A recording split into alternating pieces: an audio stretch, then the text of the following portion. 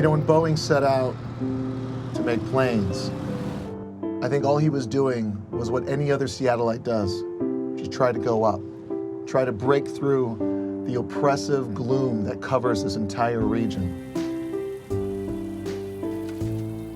You know, the Space Needle, they tried to go up, get through the clouds, it didn't work. The Seattle Wheel, what we're on right now, trying to go up, all it does is go back down, like wheels do. Everyone's doing their best to find some little bit of happiness in this place that is otherwise insanely depressing. It's a bummer. Oh, this is a really, really long ride.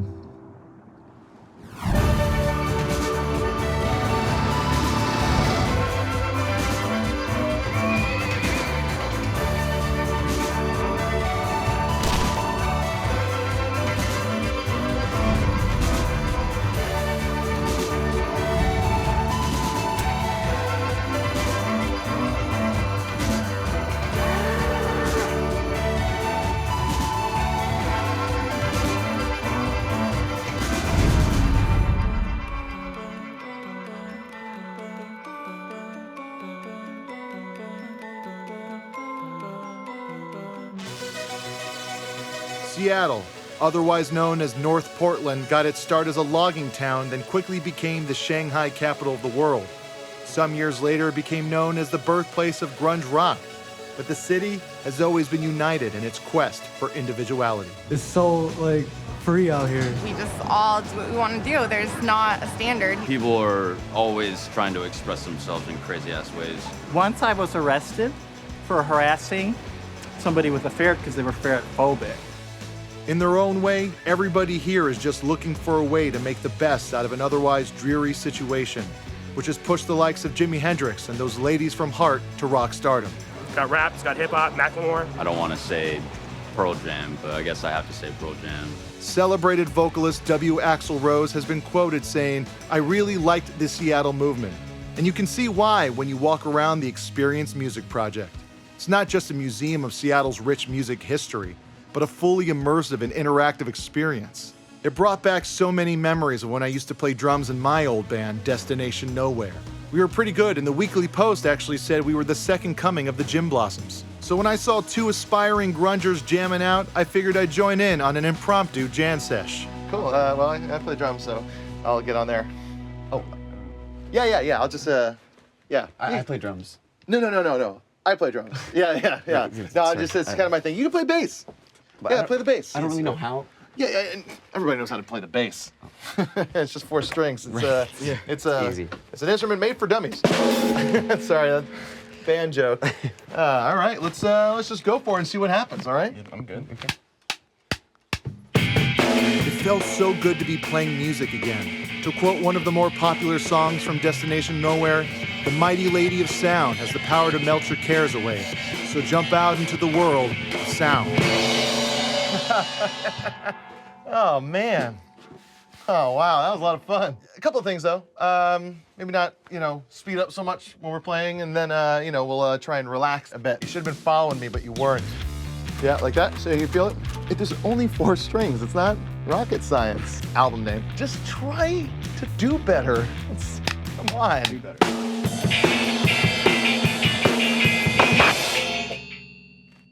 Are you on drugs? No. Maybe drugs would help you. One more time.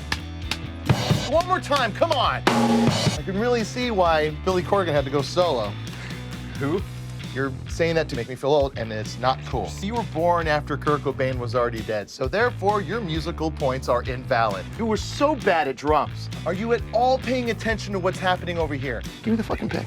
I have a doctor's appointment at 1. My mom's coming. All right, we'll tell her to not come. Don't you have a cell phone? Every kid has a cell phone. F goes sharp. No! Fucking play that. You think you get your shit together. When I'm playing the solo, you back the fuck off, okay? I haven't had this much fun in a long time. The minutes turned to hours, and the 3 of us felt ourselves forming a special bond, struggling together to find our sound, that amorphous something that sets you apart from the world of posers, losers, and never-will-be's. But the 3 of us, well, we were doing it together. or at least I thought so. And then we're back in it!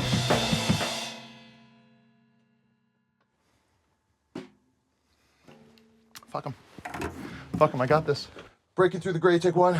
I decided Josh and Derek sucked. Bring it in! So using the tools at my disposal, I laid down tracks for a song I'm sure would become Seattle's anthem. Does any of this stuff work? Check! Wanna go! This city was awakening something in me that had laid dormant for too long. Break it through the gray. Got it. It was time for the return of Destination Nowhere. After completing my masterpiece, I made my way over to Sub Pop Records, home to some of the greatest indie rock music of our generation, to talk to Tony, head of A&R for the label. Authentic Sub Pop artwork, legal, marketing, So much history here to be a band on this label. only history here. Original Kurt Cobain artwork. Kurt Cobain. Yeah. That was Dave Grohl's old guitar player before Foo Fighters. Yeah. This is amazing. Get a shot of this. Yeah, you're probably gonna have to blur that. Yeah. Get you the rights. We'll figure it out. You ever see Sonic Highways? I have not seen it yet. You got to see Sonic Highways. The music, to me, is what brings everybody together. That's what they say. Sub Pop merch, vinyl records, t-shirts. Wow. You think I can get one? Of course. Yeah, I got like a 2XL. No, just the 1L is fine. For you? Yeah. I mean, they shrink a lot, so you might want a larger. Yeah, no, the 1L is fine. But yeah, well, it's your call. Yeah, okay. I always wanted to be on Sub Pop Records. Everyone wants to be on Sub Pop. you Yeah. know? Yeah. I mean, everyone thinks they're going to end up on Sub Pop, but this is where most bands end up. What is that? The junkyard. What goes in the junkyard? Every CD that we get in the mail unsolicited. Oh, so those are no good. Ooh, they're terrible. What does it take to get onto Sub Pop Records? You know, the record business is not an exact science. You just know something good when you hear it. Well, what if I told you that I have something that I think exemplifies the Sub Pop sound? Okay. This song will change your life.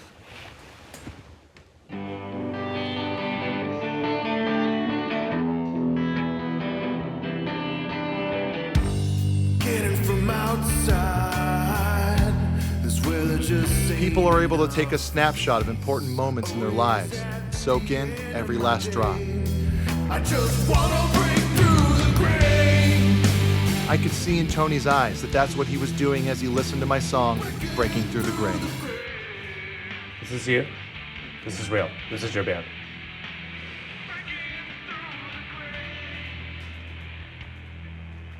Yeah, it's music. Yeah, so what do you think? I mean, signing a band it's a complex thing. It's, you don't always know it when you hear it. It's hard to tell, when a band is really good, but it's easy to tell when a band is not good, and it's incredibly easy to tell when a band is very not good. And, not that I'm saying that this band is very not good, but it's just not very good. Tony was blown away. In all of his years in the music biz, this was the first time he was, and I quote, moved to tears. But alas, he said it would do Destination Nowhere's music a disservice by being on such a minuscule label, because Sub Pop doesn't have the distribution really needed to do it justice. My number and email are on the CD. on the CD. So Okay. yeah, and my Twitter handle too, at Destination Nowhere. The O in Nowhere is a 0. Got it. Okay.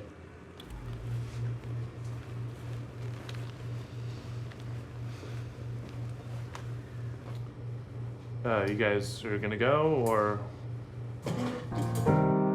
You will say just what you mean. I've probably told you more than you should ever know.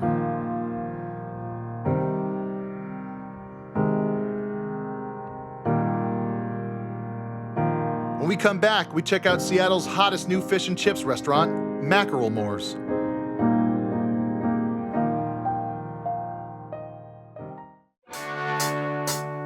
Other than being the final resting place of Brandon Lee's father, Bruce, Seattle was a relatively unknown city for decades. But in the early 90s, a veritable sonic boom would change the way people thought of the Emerald City forever.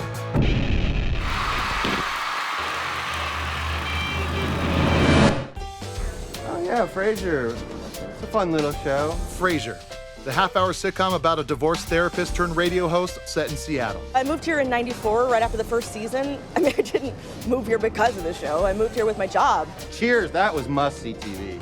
Frasier was awesome on that. People in this city are so whelmed by the show that it's no wonder that Seattle's Frasier-themed restaurant, Frasier's, exists. You got tossed salad with a side of scrambled eggs. You got the taco scramble, which comes with a tossed salad.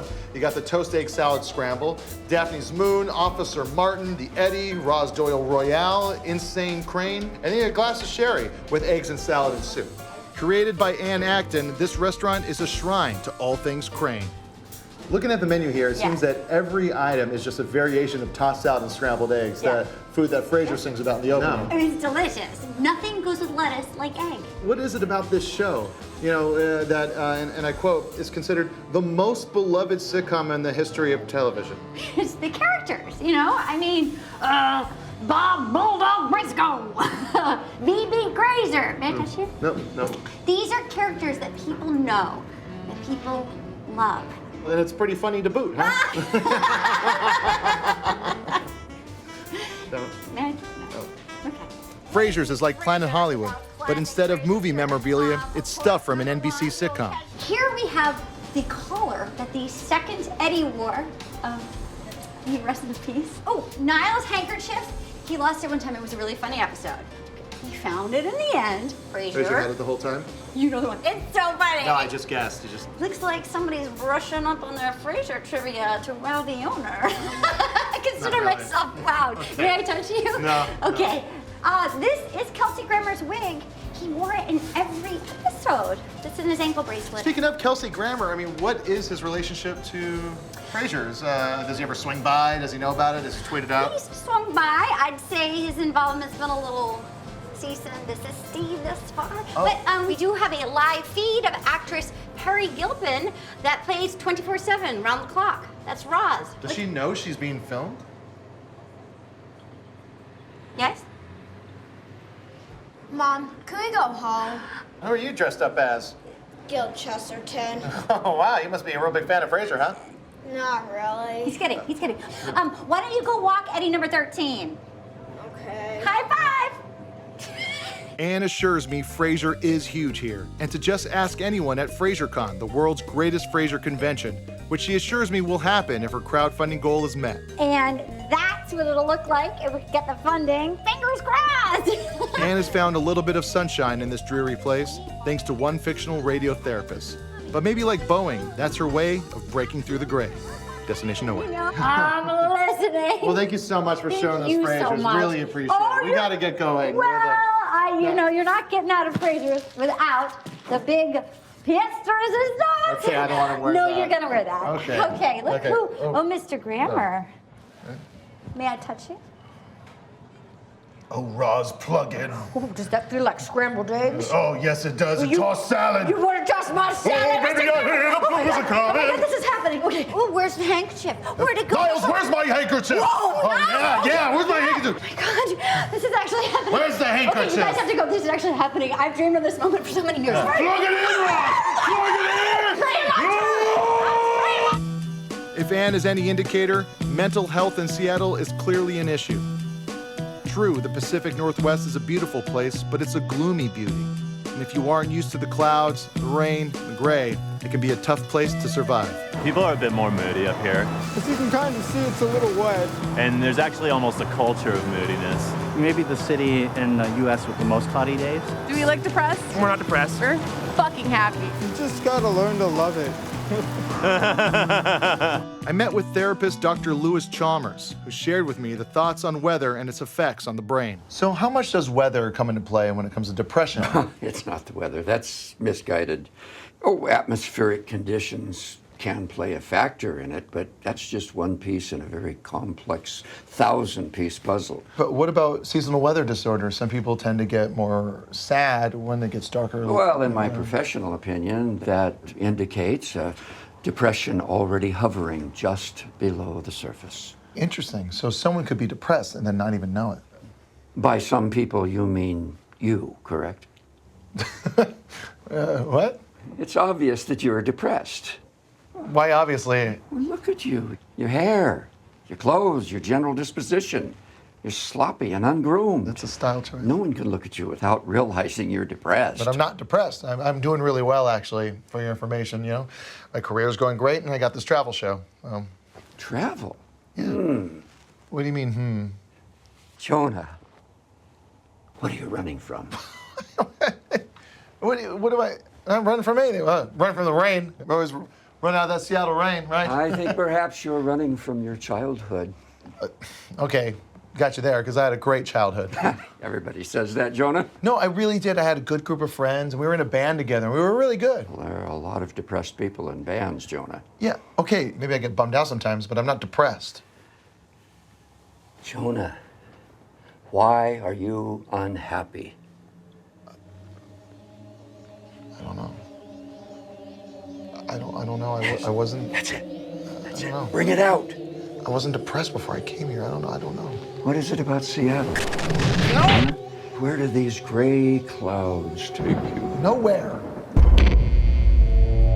Destination Nowhere. What was that? Destination Nowhere. Destination Nowhere. It was the name of our band, and we were really good. We really had a shot. And they threw you out. They didn't throw me out. We broke up, and then they reformed without And me. here you are traveling the country seeking validation and failing miserably. Face it, Jonah, you're nothing but an alcoholic, third-rate Chaz Duffy. No, I am not Chaz Duffy. I am not depressed. You're getting in my head. I'm not depressed. You will be. Along with every other man, woman, and child in this city. What are you talking about? I'm going to tell you the truth. Mr. Ray, you don't need therapy. You're not a doctor, are you? I don't think I've seen a diploma anywhere in here. Oh, those fools at the academy wouldn't even look at my thesis. They wouldn't give me one. They thwarted my culmination. I need to show you something. Remember when I told you earlier that weather doesn't cause depression? Yeah. I lied. Money, Mr. Ray. That's what I want. The more the clouds come in, the sadder people get. And the richer I get. You're insane. Would an insane man create this, Mr. Ray? Initiating Elliott Smith protocol. Initiating Elliott Smith protocol. Oh my God. What is this? The Permagloom Rehydrator. And when completed, this device will permanently cast over our fair city a year-round shroud of darkness, doom, and gloom. It sounds vaguely familiar. Well, there was something like this in an episode of The Simpsons. Oh, okay. Well, see you around. Well, Mr. Ray, I've almost got them where I want them, and when I do, I will rule Seattle! Though clearly insane, Dr. Chalmers' optimism and infectious laugh brings me some hope that all Seattleites build their own unique ways to break through the gray, or in this case, create more. When we come back, I spread the rock and roll gospel of Destination Nowhere. Breaking through the gray! Thank you. Hey man, we're closing in 5 minutes. I thought you closed at 10. No, it's Monday. Breaking through the gray!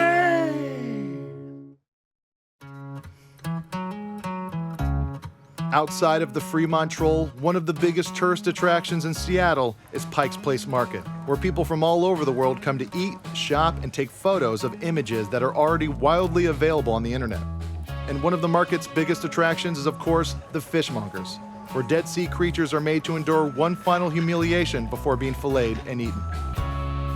I'm a fishmonger, which means I sell fish or throw fish around these parts. Yo, you got a pretty good arm, though. I saw you throwing those things. Oh, you should see my dad. They called him the rifleman. He could toss a halibut, man. Oh, no way. He used to work here, too?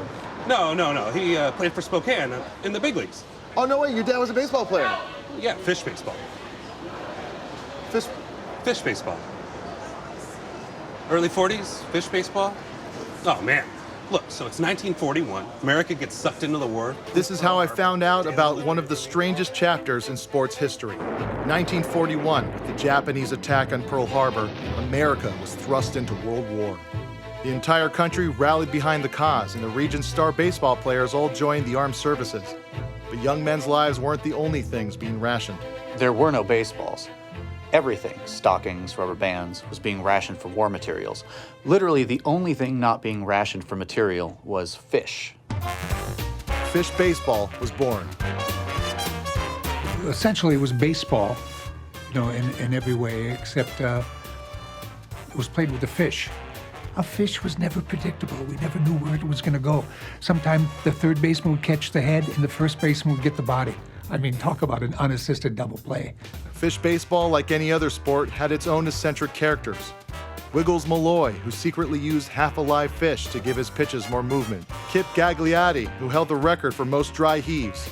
And Jew Boy Horowitz, who was a Jew. People would come in and would say, we'd give them free tickets, the box seats, the real good ones behind the dugout, and they'd say, no. They didn't want to get a fish head in the head, so they would move way out in the outfield, and they sort of enjoyed it. Sometimes we'd get some booze and stuff, and they'd say, bring back baseball, bring back baseball. What are you going to tell the Japanese and the German? Oh, can we keep our baseballs? But these were misguided times, and fish baseball had a skeleton in its closet. It was an all-white league, no African Americans. Because of segregation?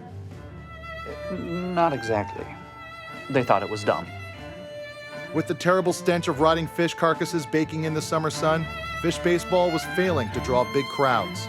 I've got to be honest, it got pretty ripe by late August. I mean, the hot dog vendors wouldn't even come into the stadium. It was, it was gamey, but we had plenty of cats. That's where the idea of bring your dog to the game day came from, which many ballparks still use today. It was an attempt to get rid of all of the cats. It failed miserably, though.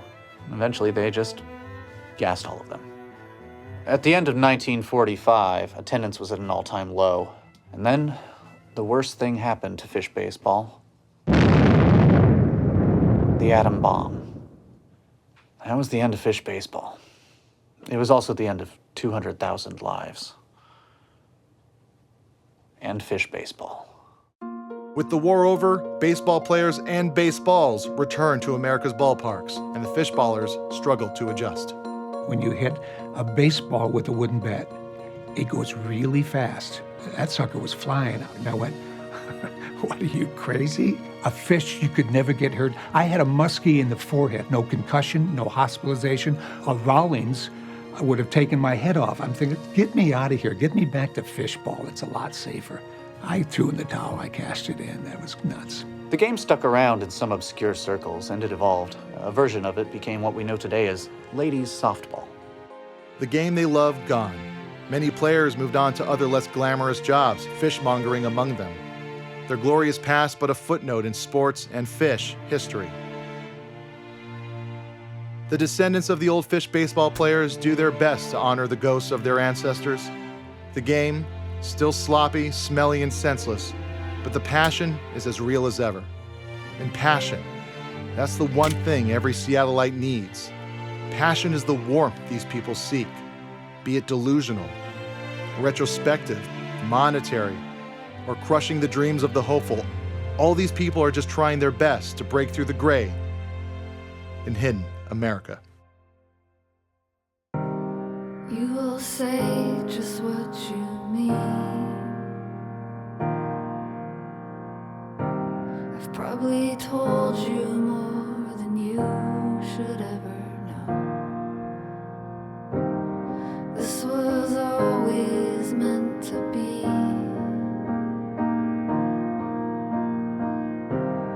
And I feel it all around you and me.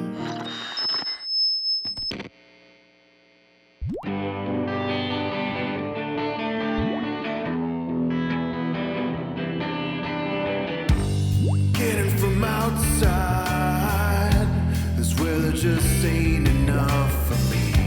I wanna fly into the sky, just like Bowie. I'll get the clouds, you get the fish. If there's more to life. in my day. I just wanna break through the grave. Breaking through the grave. Breaking through the grave.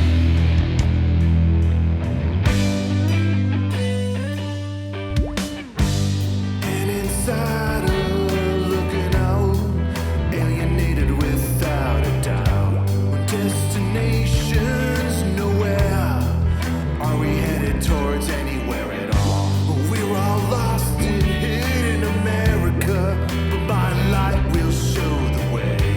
I'm a boy who's been bitten, and I'm breaking through the grave. Breaking through the grave. Breaking through the grave. Breaking through the grave. Breaking through the grave. Breaking through the grave. Breaking through the grave. Breaking through the grave.